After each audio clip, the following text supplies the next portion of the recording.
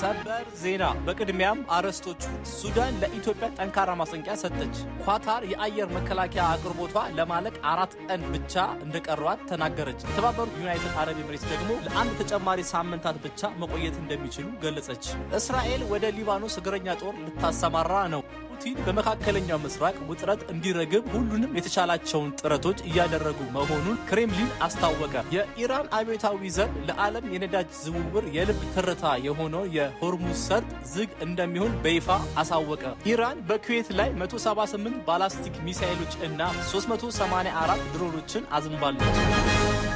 በቅድሚያም ሱዳን ከኢትዮጵያ ግዛት ተነስተው የሱዳንን አየር ክልል ጥሰው የገቡ ሰው አልባ አውሮፕላኖች በሀገሪቱ ውስጥ በሚገኙ የተለያዩ ኢላማዎች ላይ ጥቃት እየፈጸሙ መሆናቸውን በመግለጽ ሱዳን አመሻሹን ጠንካራ ማስጠንቀቂያ አዘል መግለጫ አውጥታለች። ታይምስ መረጃ የተመለከተው የሱዳን ውጭ ጉዳይ እና ዓለም አቀፍ ትብብር ሚኒስቴር ዛሬ ያወጣው ይፋዊ መግለጫ ድሮኖች የሀገሪቱን ድንበር አልፈው በመግባት በውስጥ ኢላማዎች ላይ እርምጃ እየወሰዱ መሆኑን ጠቅሶ ሱዳን ሉዓላዊነቷን እና የግዛት አንድነቷን የማስከበር ሙሉ መብት እንዳላት አስታውቋል። የሱዳን መንግስት ባለፈው የካቲት ወር ሙሉ እንዲሁም አሁን ባለበት የመጋቢት ወር መጀመሪያ ቀናት ከኢትዮጵያ አቅጣጫ የተነሱ ድሮኖች ወደ ሱዳን በመግባት ጥቃት እየፈጸሙ መሆኑን በቅርበት ሲከታተል መቆየቱን ሚኒስትሩ በመግለጫው ማስታወቁን ታይምስ መረጃ ተመልክቷል። መግለጫው ይህን የኢትዮጵያን ድርጊት ፈጽሞ ተቀባይነት የሌለው እና የተወገዘ ነው ሲል የኮነነው ሲሆን አክሎም የሱዳንን ሉዓላዊነት በግልጽ የሚጥስ አደገኛ ጥቃት መሆኑንም አመልክቷል። በመጨረሻም የሱዳን መንግስት እንዲህ ያሉትን ተደጋጋሚ የድንበር ጥሰቶች እና ጥቃቶች ለማስቆም እና ለመመከት በሚያስችለው መልኩ በተለያዩ መንገዶችና ስልቶች በመጠቀም ሉዓላዊነቱን እንዲሁም የግዛት አንድነቱን የመከላከል ህጋዊ መብቱ የተጠበቀ ነው ሲል አስገንዝቧል። በቀጣይም የኢራን አብዮታዊ ዘብ ለዓለም የነዳጅ ዝውውር የልብ ትርታ የሆነው የሆርሙዝ ሰርጥ ዝግ እንደሚሆን በይፋ አሳወቀ። በሰርጡ ለማለፍ የሚሞክር ማንኛውም መርከብ በእሳት እንደሚያጋይ አስታውቋል። ይህ ቦታ በዓለም ላይ ካለው የነዳጅ ዝውውር ውስጥ 20%ቱን 1/5ኛውን የሚያልፍበት እጅግ ወሳኝ የባህር መስመር ነው። የሆርሙዝ ሰርጥ መዘጋት ማለት የዓለም የነዳጅ ዋጋ በከፍተኛ ሁኔታ እንዲንር ያደርገዋል። ከዚሁ ጋር በተያያዘ ዛሬ ቀን ላይ የኢራን አብዮታዊ ዘብ በሆርሙዝ ሰርጥ በሆንዱራስ ሰንደቅ ዓላማ ስትጓዝ የነበረች አቴኖቫ የተባለች የነዳጅ ጫኝ መርከብ በ2 ድሮን መጥቶ እንድትነድ ማድረጉን ገልጿል።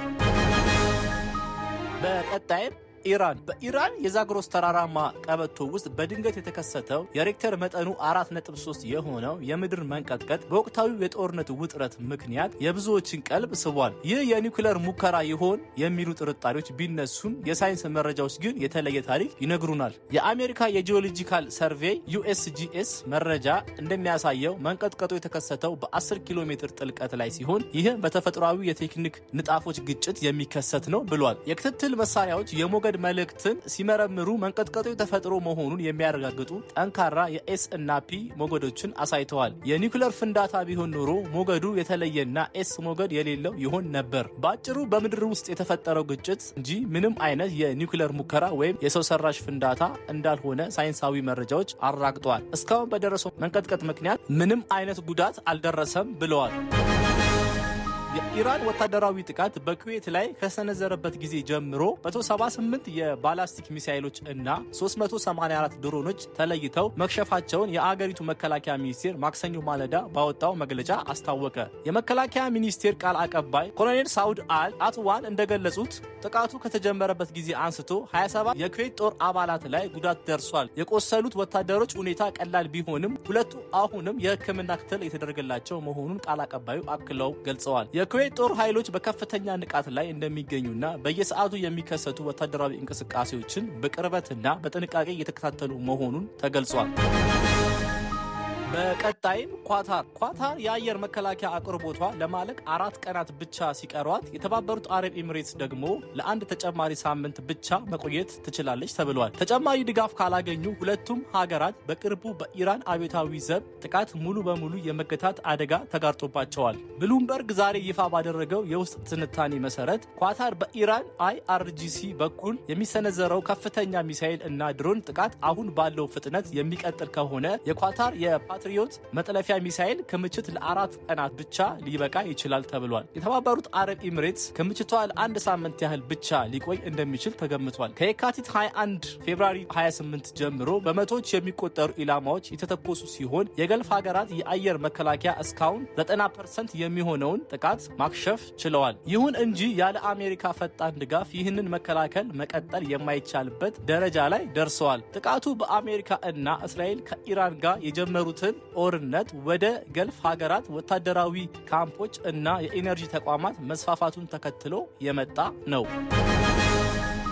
በቀጣይም ሩሲያ ፑቲን በመካከለኛው ምስራቅ ውጥረት እንዲረግብ ሁሉንም የተቻላቸውን ጥረቶች እያደረጉ መሆኑን ክሬምሊን አስታወቀ። በክሬምሊን ቃል አቀባይ ዲሚትሪ ፔስኮቭ በተሰጡ መግለጫዎች ፑቲን ለባህረ ሰላጤው የአረብ አገራት አቻዎቻቸው በመሰረተ ልማቶቻቸው ላይ እየተፈጸመ ያለውን ጥቃት በተመለከተ ያላቸውን ጥልቅ ስጋት ለኢራን እንደሚያደርሱ ቃል ገብተዋል። ሩሲያ የሌሎች ሀገራትን ሉዓላዊነት ታከብራለች፣ በጉዳዮቻቸው ላይም ጣልቃ አትገባም፣ ሌላ ማንኛውም አቋም ከዓለም አቀፍ ሕግ ጋር የሚቃረን እንደሚሆን ተናግረዋል። የሩሲያ የውጭ ጉዳይ ሚኒስቴር ሰርጌይ ላቭሮቭ በተባባሰው የመካከለኛው ምስራቅ ግጭት የሲቪሎችን ጉዳት የሚያስከትሉ ውጊያዎችን ማስቆም አስፈላጊ ነው ብለዋል። የውጭ ጉዳይ ሚኒስትሩ ኢራን የኒውክሌር ጦር መሳሪያ እያመረተች ስለመሆኑ ምንም አይነት ማስረጃ የለም ሲሉ ስፑትኒክ ዘግቧል። ሩሲያ በኢራን ዙሪያ ያለው ውጥረት በአስቸኳይ እንዲረግብ አፋጣኝ የተኩስ አቁም እንዲደረግ እና ወደ ፖለቲካዊ ዲፕሎማሲያዊ ሂደቶች እንዲመለሱ ሩሲያ ጥሪ አቀርባለች። የውጭ ጉዳይ መስሪያ ቤቱ በሆርሙዝ ወሽመጥ በኩል የሚደረግ የባህር ላይ ትራንስፖርት መቋረጥ የዓለምን የነዳጅ እና የጋዝ ገበያ የማናጋት አደጋ እንዳለው ባወጣው መግለጫ አስጠንቅቋል።